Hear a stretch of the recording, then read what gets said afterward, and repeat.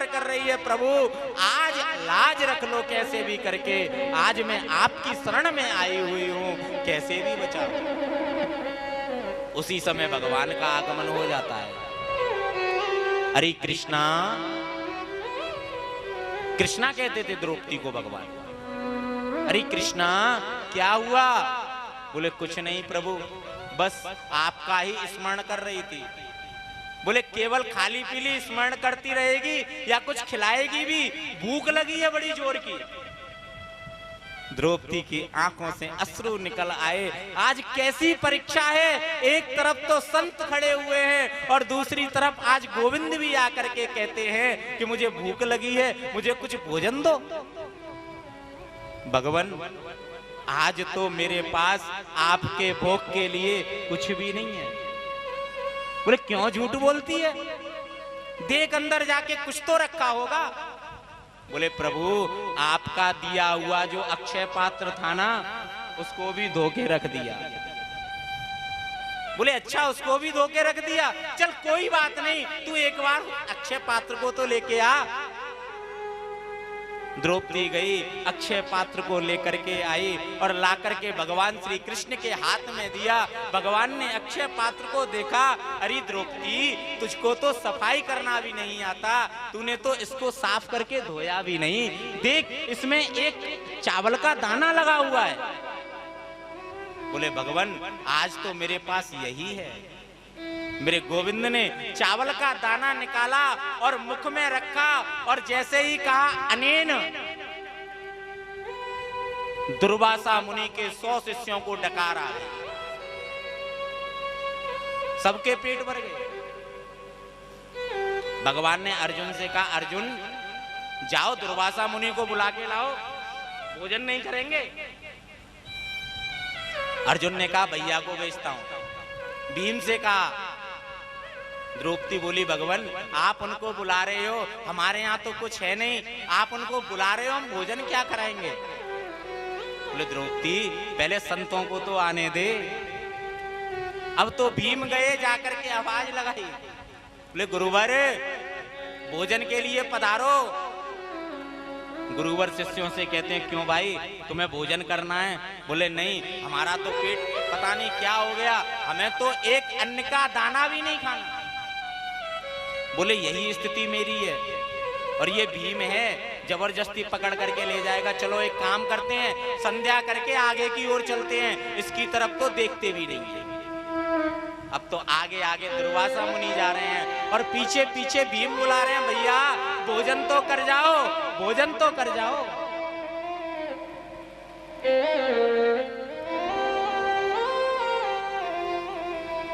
आज भगवान द्रौपदी के पास खड़े हुए हैं और द्रौपदी के हर सुख दुख में भगवान साथ दे रहे हैं। और आज द्रौपदी से कहते हैं द्रौपदी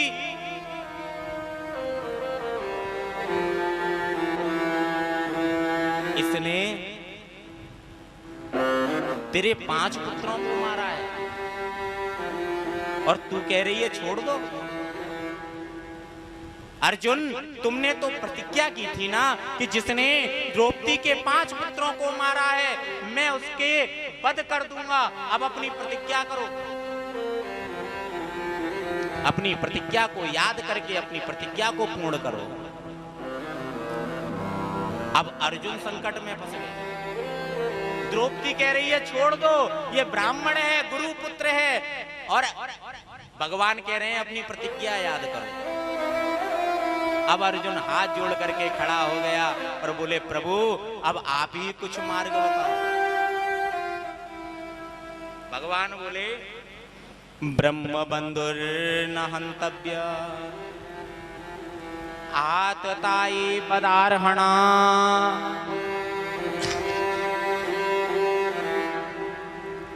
बोले ब्राह्मण का कभी वध नहीं करना चाहिए और आताताई को कभी छोड़ना नहीं चाहिए। आताताई जो बालकों को मारे, जो बच्चों को कष्ट पहुंचाए उसको आताताई कहते हैं और ऐसे आताताई को छोड़ना नहीं चाहिए। तुरंत अर्जुन ने बाण निकाला और जो मणि लगी हुई थी वो मणि निकाल ली, आधे बाल मोड़ दिए, आधी मूछ मोड़ दी, आधी दाढ़ी मोड़ दी और उसको आज अपमानित करके शिविर से बाहर निकाल दिया। अब तो अश्वत्थामा और ज्यादा क्रोधित हो गया। संकल्प कर लिया कि इसके कुल में जो भी होगा मैं उसको मृत्यु को प्राप्त करा दूंगा। ध्यान लगा करके देखा तो अभिमन्यु की पत्नी उत्तरा के गर्भ में बालक था। तुरंत उस बालक को मारने के लिए मंत्र प्रयोग कर दिया। जैसे ही शस्त्र का प्रयोग किया, उत्तरा दौड़ती हुई भगवान श्री कृष्ण के पास आई और आकर के भगवान कृष्ण से प्रार्थना करने लगी, पाहि पाहि महायोगिन देव देव जगतपते नान्यम त्वाद्भयं पश्ये यत्र मृत्यु परस्पर। हे प्रभु मेरी रक्षा करो, हे प्रभु मेरी रक्षा करो, मैं आपकी शरण में हूं। यदि कोई स्त्री गर्भवती हो तो उसको इस मंत्र का जाप करना चाहिए। यदि वो स्त्री इस श्लोक का जाप करती है, इस मंत्र का जाप करती है, तो भगवान श्री कृष्ण स्वयं आकर के उस गर्भ की रक्षा करते हैं। कहते हैं ना, आजकल हम देखते हैं पहले तो ना दाई ना डॉक्टर बिना ऑपरेशन के बालक स्वस्थ होते थे, और आज पहले महीने से ट्रीटमेंट चलता है और अंत तक आते आते दवाइयों की पूरी एक किट बन जाती है। बड़े बड़े ऑपरेशन होते हैं। अरे आज भी इस मंत्र का यदि कोई जाप करे, उसके जीवन में, उसके गर्भ में, उसके भगवान स्वयं आकर के उस बालक की रक्षा करे। दूसरा उपाय, कोई स्त्री गर्भवती है और उसको रात्रि में नींद नहीं आती, डर लगता है, भय लगता है, तो भगवान श्री कृष्ण को कदम्ब के फल बड़े प्रिय लगते हैं। कदम्ब की माला लेकर के आइए, कदम्ब की माला ला करके भगवान श्री कृष्ण पर चढ़ाइए, और जब वो माला सूख जाए उसमें से 5 कदम्ब के फल लेकर के और उसकी धूनी दें। घर में यदि वो धूनी दी जाएगी, घर में कभी भी नेगेटिव शक्ति का प्रयोग नहीं होगा। और जहां पति पत्नियों में झगड़ा होते हैं वहां भी यदि ये प्रयोग किया जाए, कदम्ब के 5 फल उनको धूनी में जलाया जाए और उसका धुआं यदि पूरे घर में किया जाए तो पति पत्नी में कभी संबंध खराब नहीं होंगे। ये कदम्ब का प्रयोग बताया है। सूत जी महाराज कहते हैं, सौनकादि मुनियों, आज उत्तरा आकर के प्रार्थना कर रही है भगवान से, हे प्रभु मेरी रक्षा करो। भगवान आए और आकर के उत्तरा के गर्भ में अंगुष्ठा के समान रूप बना करके और गर्भ में प्रवेश कर गए और चक्र सुदर्शन से ऐसा कवच बनाया, ऐसा कवच बनाया कि कोई भी उस बालक का कुछ भी ना बिगाड़ पाए। और बाहर से भगवान पूछ रहे हैं, उत्तरा सब ठीक तो है ना? उत्तरा कह रही है, प्रभु पहले ऐसा लग रहा था मानो गर्भ में भयंकर अग्नि जल रही हो, और अब ऐसा लग रहा है मानो उस अग्नि पर किसी ने शीतल जल डाल दिया।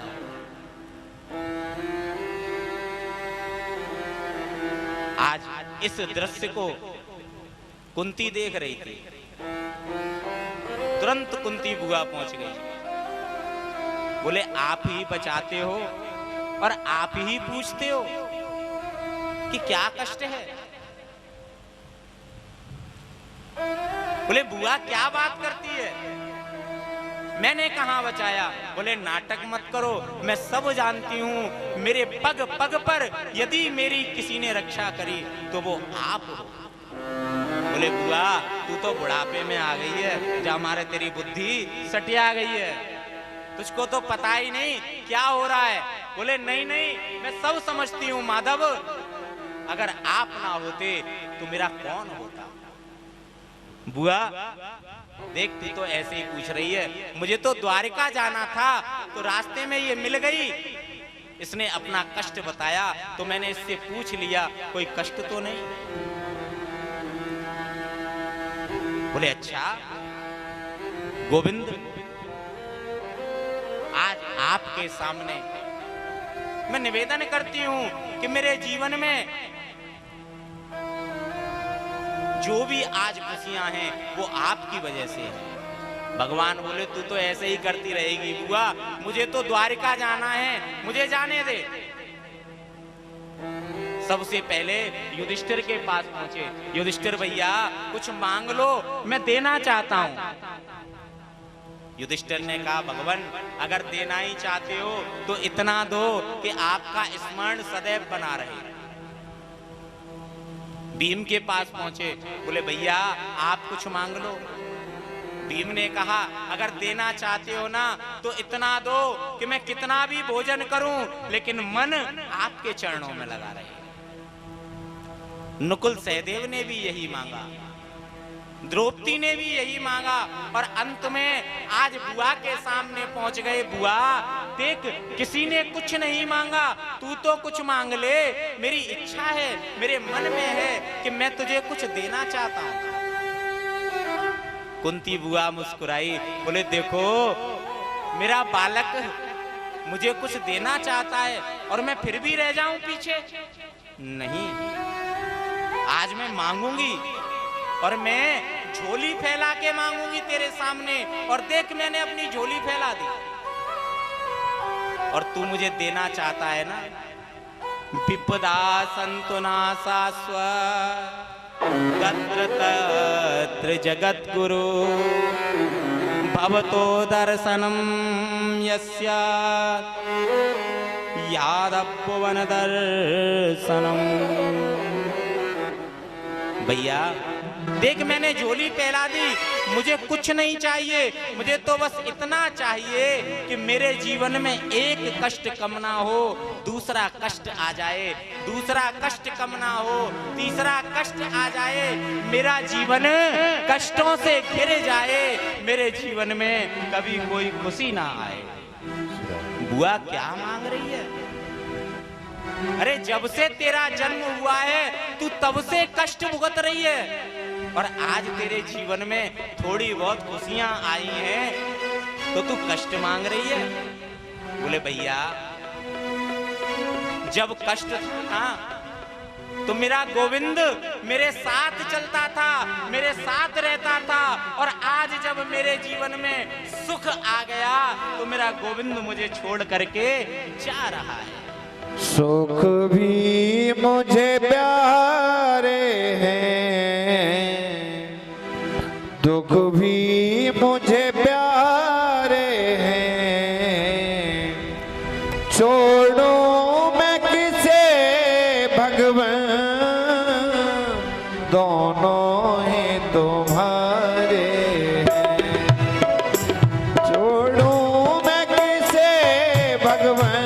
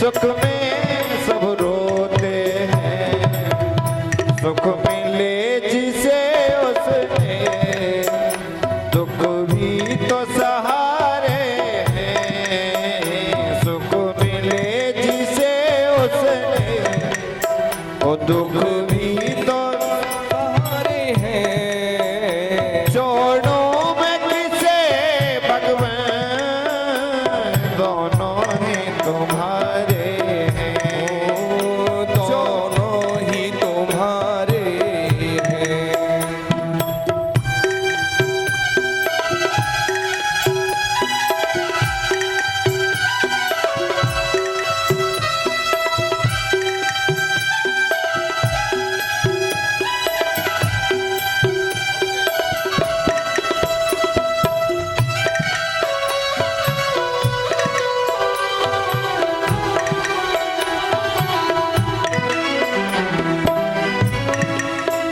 सुख में तेरा शुक्र करूं, दुख में फरियाद करूं, सुख में तेरा शुक्र करूं, दुख में फरियाद करूं, जिस हाल में तुम रखो मैं तुमको याद करूं, जिस हाल में तुम रखो मैं तुमको याद करूं, मैं तुमको याद करूं। यादों में वियोगी ने ये गीत सवारे हैं, यादों में वियोगी ये गीत सवारे हैं। छोड़ो मैं किसे भगवान, दोनों ही तुम्हारे हैं। छोड़ो मैं किसे भगवान, दोनों ही तुम्हारे हैं। सुख भी मुझे प्यारे हैं, दुख भी मुझे प्यारे हैं, सुख भी मुझे प्यारे हैं, दुख भी मुझे प्यारे हैं। छोड़ो मैं किसे भगवान, दोनों ही तुम्हारे हैं।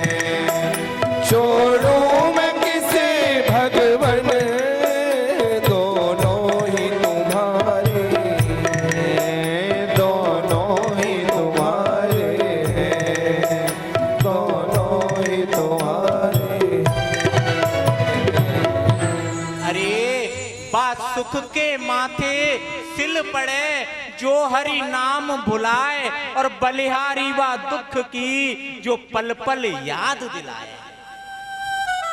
नहीं चाहिए वो सुख जो तुमसे दूर कर दे, वो तो कष्ट ही अच्छा है जो कम से कम तुम्हारी याद तो दिलाए।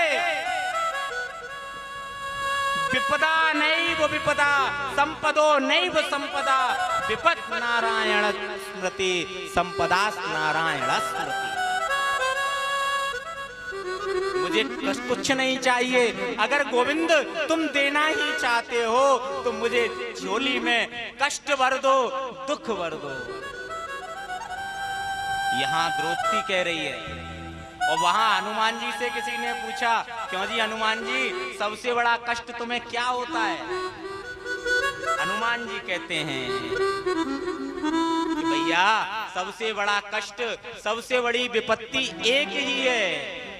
कहे हनुमंत विपत्ति प्रभु सोई, जब तब भजन सुमिरन नाम। जब तक भजन कीर्तन नहीं होता, जब तक कीर्तन नहीं होता, जब तक राम नाम नहीं होता, तब तक मन को आनंद नहीं आता, शांति नहीं मिलती।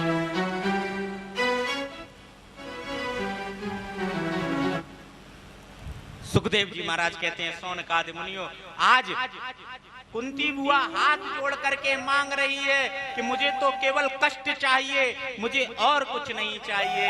बुआ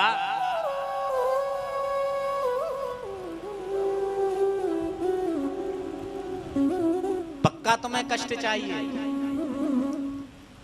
अरे कष्ट तो बाद में भी ले लेना, देखो सूर्य उत्तरायण हो रहे हैं और महाभारत का युद्ध हम जीत चुके हैं, लेकिन जिसकी वजह से हमने महाभारत का युद्ध जीता है उसके पास तो चलो एक बार। बोले आप तो द्वारिका जाने की जिद कर रहे थे। बोले जाऊंगा द्वारिका, लेकिन कोई मेरी प्रतीक्षा कर रहा है। हम सबको चलना चाहिए आज उस महान विभूति के दर्शन करने के लिए। आज पांडवों को साथ में लेकर के भगवान श्री कृष्ण कुरुक्षेत्र के मैदान में पहुंचे, जहां सरसैया पर पितामह लेटे हुए हैं। भगवान गए और जाकर के पितामह की सिर की तरफ खड़े हो गए। पांडव चरणों में खड़े हो गए और हाथ जोड़ करके बोले, पितामह आज आपकी वजह से हम युद्ध जीत गए। बोले पितामह बोले, तुम युद्ध जीत गए मेरी वजह से? अरे मैंने कुछ नहीं किया, तुम तो ये बताओ वो द्वारिकाधीश कहाँ है जिसने पग पग पर तुम्हारी रक्षा की? वो द्वारिकाधीश है कहाँ? बोले भगवान वो तो आपके सिर की तरफ खड़े हुए हैं। जैसे ही इतना सुना पितामह के आंखों से अश्रु निकल आए। भगवान जब मैं चारों तरफ देख सकता था तब तो सदैव आप मेरे सम्मुख हुआ करते थे, लेकिन आज मैं अपनी गर्दन भी नहीं घुमा सकता, तो आज आप पीछे खड़े हो गए। एक बार सामने तो आओ।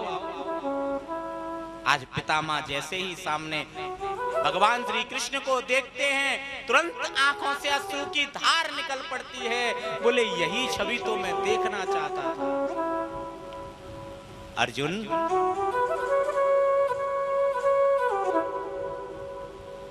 तुम क्या सोच रहे हो? तुमने ये महाभारत का युद्ध अपनी दम पर जीता है? अरे तुम्हें मारने का संकल्प तो मैंने भरी सभा में कर लिया था, लेकिन अगर ये ना होता तो तुम आज यहां नहीं होते। सूत जी महाराज कहते हैं, सौनकादि मुनियों, दुर्योधन की सभा में पितामह ने कहा कि कल युद्ध के मैदान में मैं अर्जुन का वध कर दूंगा, ये मैं प्रतिज्ञा करता हूं। और कल अर्जुन सूर्य उदय तो देखेगा लेकिन सूर्यास्त नहीं देखेगा। ये बात द्रौपदी के कानों में पड़ गई और द्रौपदी अर्जुन से अधिक प्रेम करती थी। आज विलाप करने लगी, रोने लगी। बोले देखो मेरे सामने अर्जुन को मार दिया जाएगा और जब अर्जुन की मृत्यु हो जाएगी तो मैं जी नहीं पाऊंगी, मैं देख नहीं पाऊंगी, इसलिए पहले मैं अपने आप को सती कर लेती हूं। द्रौपदी ने एक बढ़िया चिता बनाई, चिता बना करके उस पर सती होने के लिए चल दी। भगवान श्री कृष्ण आ गए। अरे द्रौपदी कहां जा रही है? बोले आपको नहीं पता, भीष्म पितामह ने प्रतिज्ञा की है कि कल सायंकाल का सूर्य अस्त अर्जुन नहीं देखेगा। और तुम तो जानते हो पितामह एक बार जो प्रतिज्ञा कर लेते हैं उसको वो पूरा ही करते हैं। बोले तो तुमने क्या निर्णय लिया है? बोले मैंने निर्णय लिया है कि मैं जाकर के अपने आप को सती कर लूं। बोले अच्छा द्रौपदी, जब तूने निर्णय ले ही लिया है सती होने का तो मैं क्यों रोक सकता हूं? पर सती होने के कुछ नियम होते हैं, वो नियम तुमने पालन किए? बोले क्या नियम होते हैं जरा बताओ तो सही। बोले पहला नियम होता है जहां सती हुआ जाए उस गांव की परिक्रमा की जाती है। बोले गांव की परिक्रमा तो मैंने नहीं की, मैंने तो इस चिता की परिक्रमा कर ली। बोले चिता की परिक्रमा नहीं, तुम्हें गांव की परिक्रमा करनी है, चलो मेरे साथ। अब गांव की परिक्रमा करने के लिए आज द्रौपदी को लेकर के भगवान श्री कृष्ण जा रहे हैं और मार्ग में जो मिलता है कहते हैं द्रौपदी इनका आशीर्वाद तो ले ले। गोविंद